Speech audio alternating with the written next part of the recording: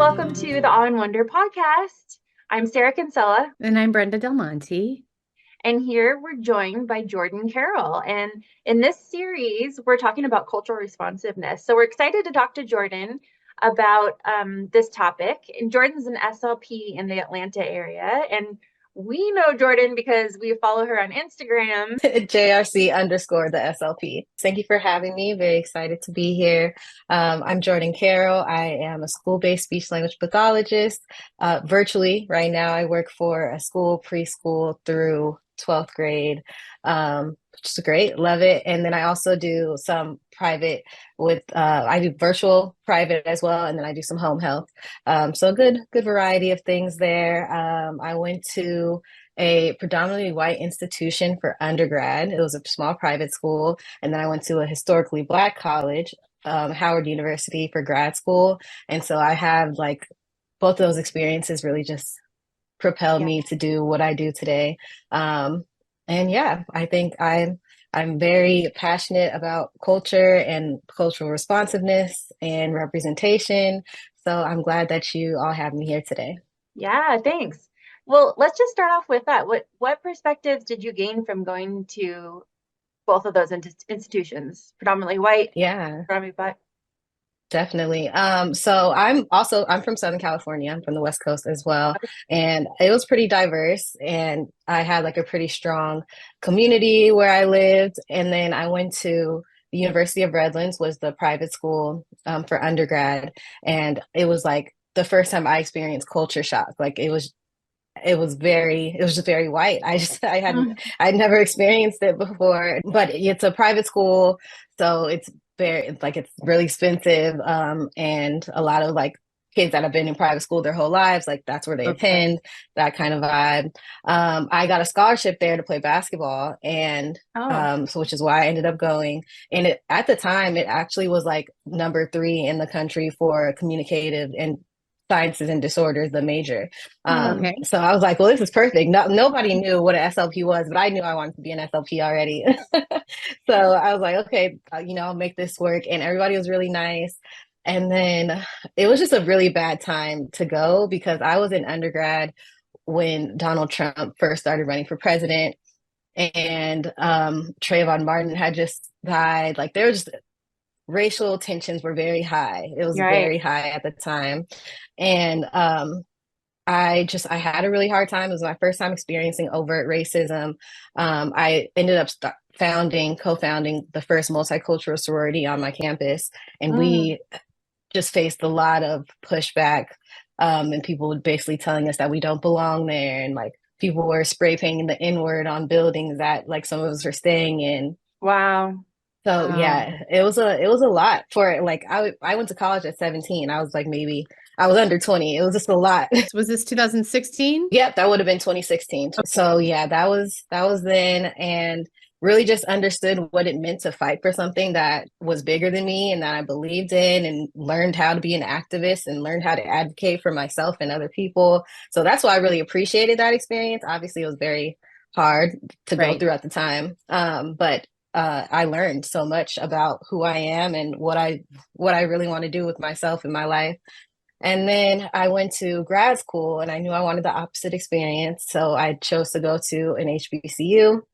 And it was just like my first time where people knew me for who I was and not for being Black or not for being an athlete. Like I was just Jordyn. It was the first time in my life I was just Jordyn. That's how it felt.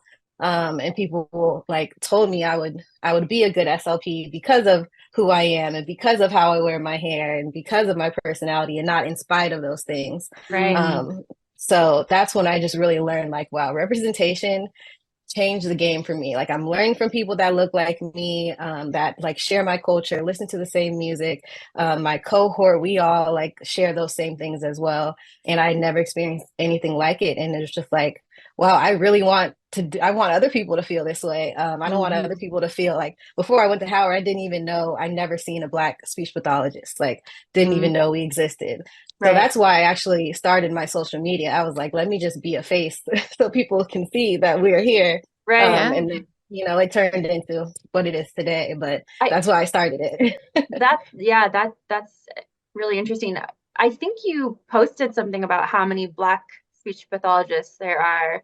What was that right? Yeah. Like the percentage or Yes, no, something like you're that? right. The percentage is very small. So actually in undergrad, at the time that I went there, my school was 3% Black. And that's what I thought was just the school. But the field is also 3% Black. It has been 3% or less than 4%.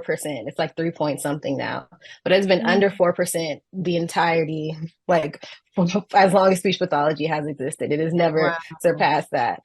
So less than 4%. And I remember the day that I learned that at Howard, because it was like one of those times in the semester where you're just tired and you didn't feel like doing any work. And your professor's like, come on, you guys need to get it together. So we were having one of those talks, and she made us all open up our laptops and go into ASHA's demographics and see the percentage for ourselves. And like seeing that 3% as a grad student, and her like telling us, you guys are it. Like you are the Black SLPs in this room. You are a huge number. Like you Yeah. guys need to get it together. Like this is not a joke. And from that moment on, I was like, oh yeah, like this is serious, you know? So Mm. definitely changed my perspective. Why do you think it's that low? Great question. I think there's a lot of reasons. Number one, the first one being access. I think like most people don't know what speech pathology is Hmm. as a whole, like in general. Right. So Hmm. then Right. when you go into like the Black communities who are already underserved, who have likely never seen an SLP before, there's no way for people to tell you to be that. So I think that's one. Second is financial barriers. Like it costs so much money Hmm. to become an SLP, or a lot Yes. of money or a lot of debt. You know, most SLPs programs, when you go, you are in the program the whole time. It's not like you Yeah. can do your job and that often. Exactly. Um, Yeah, it's full time. And there's not a lot of the non-traditional programs, which I think would make a huge difference if somebody could go to school part-time and work and provide Mhm. for the people that they need to provide for, because a lot of times that's the case. Like a lot of people can't go to school full time because they have to make money. Right. And even in my cohort, we were really small, but all 12 of us had a job, which was like unheard of. But like Right. all 12 of us had to make money. Like we were all supporting ourselves. Hmm. Right. So all of us were exhausted. And it's really, it's nice to be able to go through that together and like have people that are going through that with you. But Right.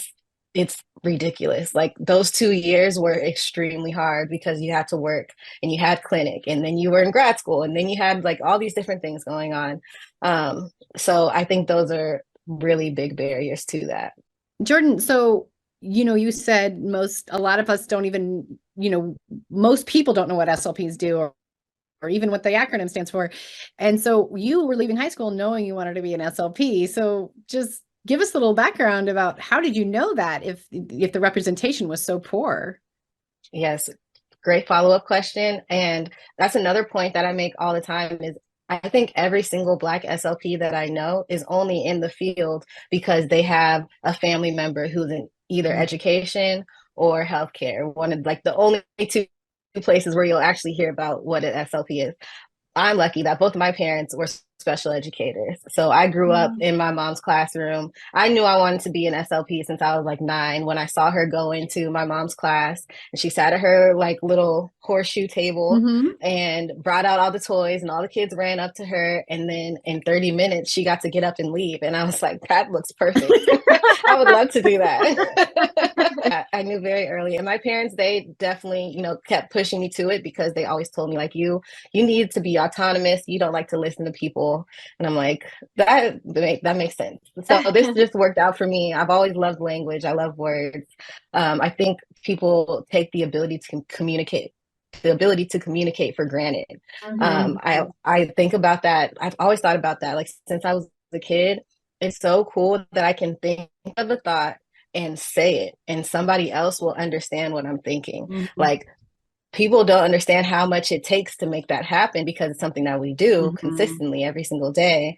But as we know, there's a lot that goes on Right. to make that a Hmm. thing. Right. So when you were at Howard, for your grad program, that's a lot about assessment. And so we know that standardized tests are biased, just inherently biased. So how did they handle talking to you guys about assessment and in standardized tests and the value of other ways to evaluate? Yeah, we talked a lot about dynamic assessment, which I'm really grateful for because I know that a lot of people don't get that. Mhm. So we, like, I had to learn how to do an assessment without a standardized test. Like, I had to learn how to use the materials in somebody's home and come out with some type of information about what's going on Right. with that child. So just being able to do that and be able to, be dynamic in my assessment and say, okay, this is what they are able to do. This is where they needed support to do something. And this is a skill that they are not yet able, to do on their own or independently. So Right. I was able to do that, since grad school, I've been doing that. So I think that's been really helpful in being able to go from that to implementing, of course, standardized assessments, but also being able to analyze what I'm getting from those standardized assessments, Mhm. and what that information actually means and how to use that information that I'm getting and into therapy. Like, because there's a lot Mhm. of different steps that goes into that. Like, okay, you get the information from the standard assessment, but then what do you do with it? Because I'm not Right. just creating goals based off what's here. Right. And so then another thing that we talked a lot about is bringing the whole family in, including them into what our goals will be for therapy. So that Mhm. means going over the assessment with them, breaking that down so that they understand what I'm talking about, Mhm. making sure that I'm using language that they can understand and that I'm checking for understanding as I'm going through it. And then talking about, like, okay, what do you want them to be able to do? Do you need them to be able to just go pick something up because they're not able to follow one step direction?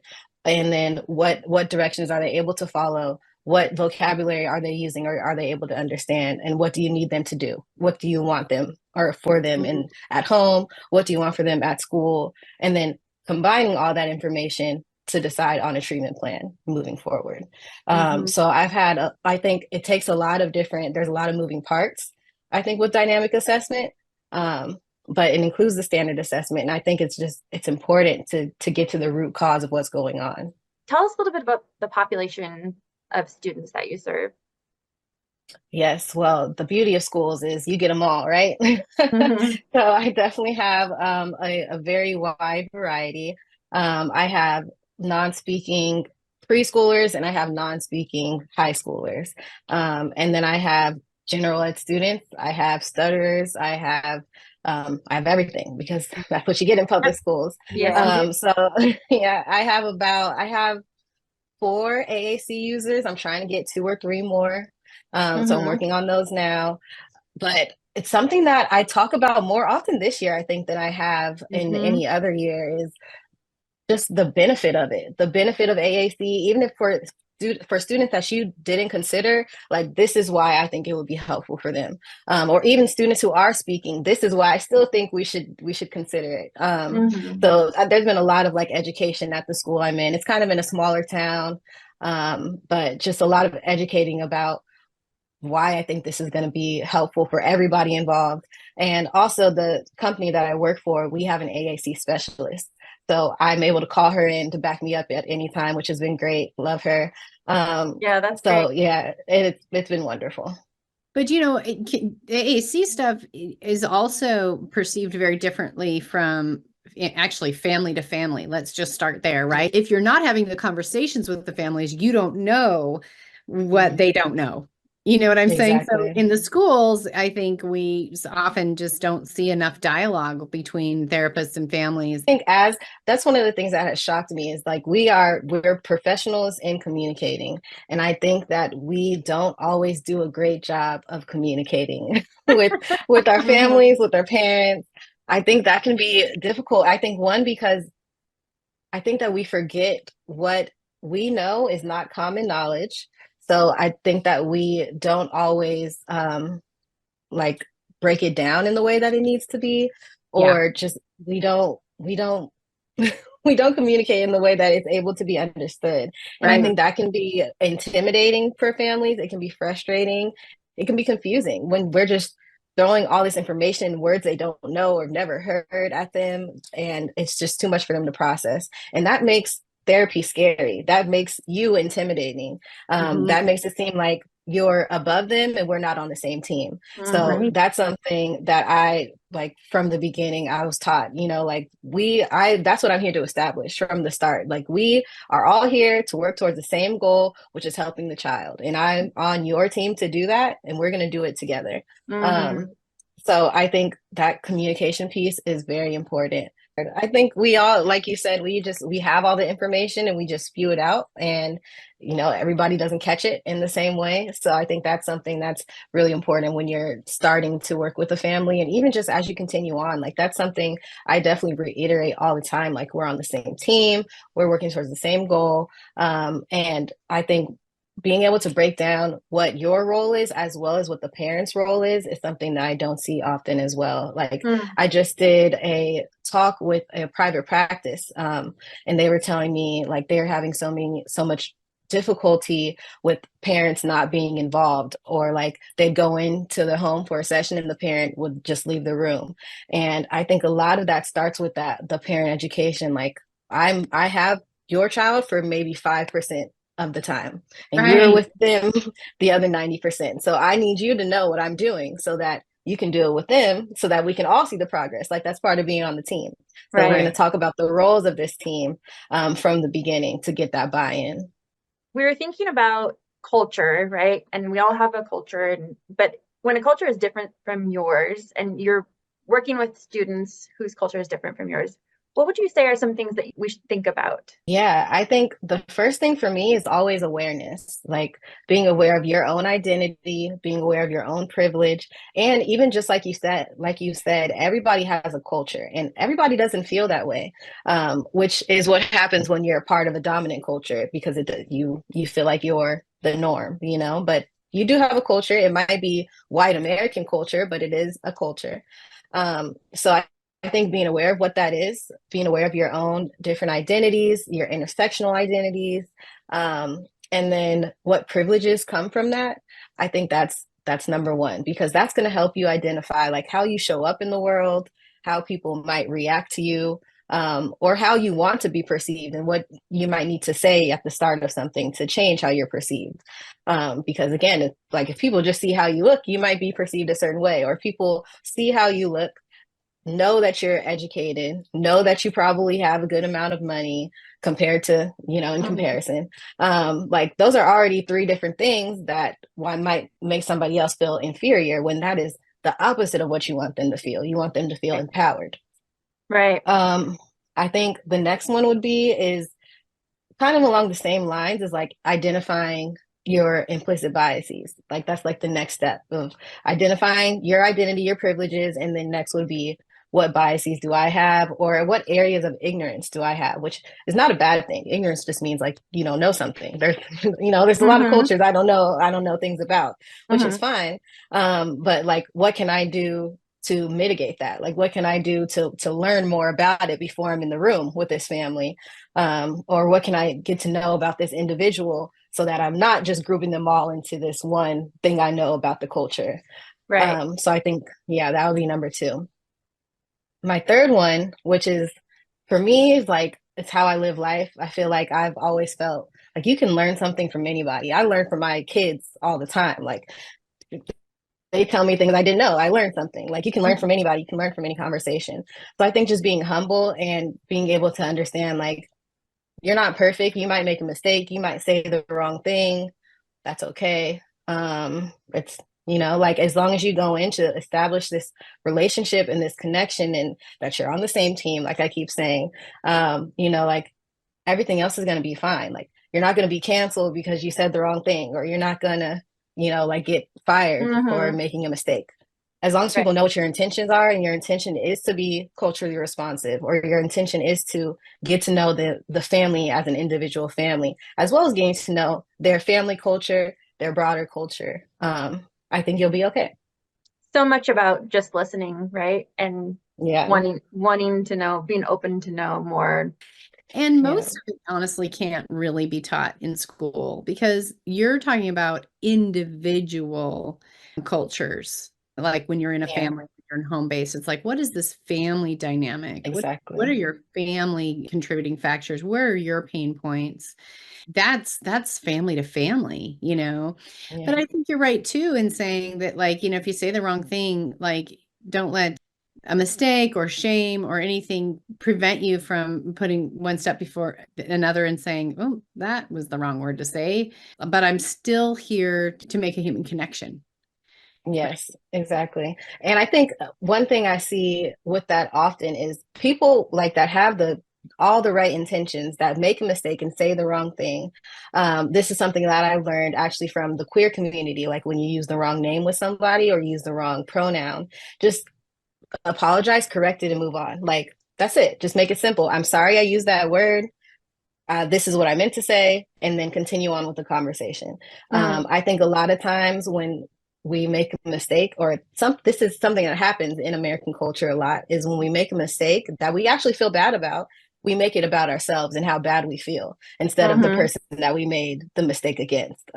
So instead of, like staying in that and just like staying in, oh, I'm so sorry, I didn't mean that out, that was so wrong, I didn't mean to say that. Like, we don't need to do all that. Just Yeah. apologize, make the correction, and move forward. And that's how you're going to continue to build on that relationship. Yeah, and I was working with these twin boys that were Vietnamese, and the parents were both deaf.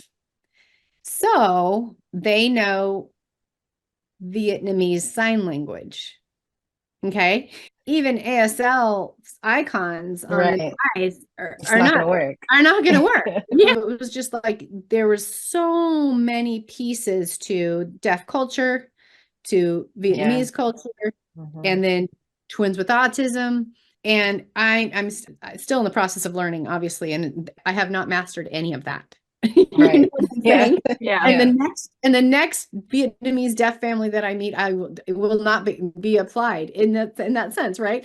It's important to realize you never see the exact cultural dynamic again. We talk about being culturally responsive. For me, is just being responsive in general. Like every family, like you're saying, is different. And so I need to go in without any assumptions, like we talked about, without an agenda, without feeling like I'm an expert on this family, because I'm not. I don't. They're the only experts on that, on their family. Mm-hmm. So I think it's so important to just like treat every situation as its own situation. And sure, there are things that you'll like see a pattern maybe, or you might Yeah. pick up. And then one day you're like, well, this family didn't do that. And then it's going to throw everything off because every Mm-hmm. family is different. And you learn so much. Like I've learned so much just talking Yeah. to people from different places with different backgrounds. And it just makes you a better person and makes you a better clinician. Mm-hmm. Right. That relationship just leads to better therapy, right? Because Exactly. everybody cares and everybody's on board. Yeah. Jordyn, in what ways would you like to see the field of speech pathology or AAC or disability make changes to meet the needs of diverse populations? Yeah. I think one phrase, it's a really old phrase. I think it started, I'm pretty sure it started with Black culture, but I've heard it with disability too. Nothing about us without us. So like we're Mm, even in like these conversations, like we're talking about disabled people of color, but I personally would like to hear from a disabled person of color. Like I yes. want, if we ask them the same question, like what do you think we need in this field for you? I'm sure they Mm-hmm. would have, a list of things that they wish they Right. had or wish they could have accessed easier. Right. So I think for me, like the biggest thing is to listen to the people that we're trying to learn from. And, Right. I think it's great to listen to the people that study it and the people that treat it. I think obviously we're gonna have a lot of information about it, but it's just like the families, like we're not gonna be the experts. The people who are that identity are the only ones who will Right. be the expert. Yeah, I think even just including them more when we're talking about making like programs for AAC devices or podcasts where we're talking about these things so they can share their own stories and what worked for them and what didn't. And I think social media has been such a big part of that because now people who are disabled or people who have these different experiences have a platform where they can share and they can Mm-hmm. say, I even saw a video like recently of an adult autistic, and he like had a list of things that he wished his parents did. And I'm like, this is going to make such a difference for parents who have autistic children that are like have this wish list of like, I wish my parents did this for me as an autistic adult. And like, Mm-hmm. I just feel like social media, like obviously has its pros and cons, but it's really given a platform for people who didn't have one before. So for Yeah. me, that's been big of being able Mm-hmm. to listen to them in that way. I think another one that's really important, which is with everything, which like I've talked about since the beginning, when I talked about undergrad, is the importance of representation. If there's just like more representation in the devices, people using the devices, a variety of people that look different, that just understand like this, that could be me. I can see myself using that, or that could be helpful for me too. Whether that's the person that needs it or their caretaker, their family, they're not Mm-hmm. going to, if they don't see it, you can't be what you can't see. So I think representation is a really big one, being able to like have access to different dialects or even different voices that they can use that sounds like them or has an accent, the same accent that they have or would have. Mm-hmm. I think just like being able to implement all these different parts of someone's identity into what is their voice would be Right. great.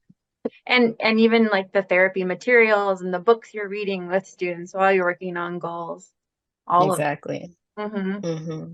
And I think you pointed out too, to encourage better representation amongst the professionals in the field, we have to diversify the service delivery model in which you can even get your degree in this. Right. Right. Right. And I think another issue that we're seeing in the field is there's not enough people who want to be professors, which is why some of the cohorts are smaller or programs are smaller in general. Right. And I think that could also change if we had a varied like way to do it. Like if there was more short-term or part-time programs, Mm-hmm. there would probably be more people willing to be a professor part-time Yeah. instead of full time. Like I just think we're doing ourselves a disservice in this the way that it's going in general. And I think Mm-hmm. that we could be doing so much better. I just yeah.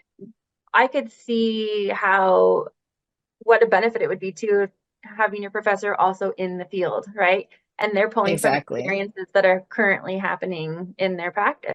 Yeah. Because most professors are pretty far removed from actually doing therapy, which I think is Right. again doing a disservice. You Mm-hmm. can't answer questions in the same way, and it's also why research is so delayed from like research to actual implementation. There's Right. such a delay. There's so Mm-hmm. much time delayed there, and I think Right. if we had more of those like part-time placements where people could be a professor and do therapy and do research and be giving this back to future SLPs, like we could see a huge difference in the field. Mm-hmm. Mm-hmm. Yeah. Yeah, there's always been a disconnect between what's being taught and what we're implementing because the people teaching it haven't been practicing in a long time, and Mm-hmm. they know a lot of stuff. It's not that they Right. don't know a lot of stuff, but even Sarah and I, when we were in grad school, there was no classes on cultural responsiveness, right? Mm-hmm. So what are all the people in the field doing that are our age that never received any information about this, right? And I guess that is why now there's 2 hours required Mm-hmm. for ASHA on the topic, right? Right. But it's like we there's such a disconnect from what's happening at the collegiate level and what's happening with boots on the ground. Yeah, no, definitely. And I can tell you what's happening with those professionals who did not receive the cultural responsiveness, those classes, they're causing a lot of harm. Like that's really what it comes down to. I was harmed. I don't know a Black SLP who was not harmed on their way to becoming an SLP. And then we don't know what they're doing to like clients of color or other cultures, but likely causing harm because that's what happens when you're unaware. And it's like you said, nobody got into this field to do that. Like obviously you didn't get into this field to, cause harm for somebody or make them feel any type of way about themselves. But unfortunately, it is like that's the reality of what happens when you don't work against what you've been, societally taught, what's Mhm. been ingrained through society. Right. And it's not like of no fault of your own, but you are the one that has to work against that. So you're not causing harm. Can you Right. expand on that a little bit, Jordyn? Yeah, definitely. I mean, we're all affected by the society that we live in, which is a predominantly white society. And we all have a role which in the society that we are. And the way that it works, which is unfortunate, but it's true, is white men are at the top, white women are underneath that, and then everything else is just, lower and lower and lower. And that's the way that power and privilege works. But when you are in, or yeah, when you're surrounded by this power and privilege, it's hard for you to see that that's not the norm. It's hard for you to see that everybody doesn't have that same power and privilege.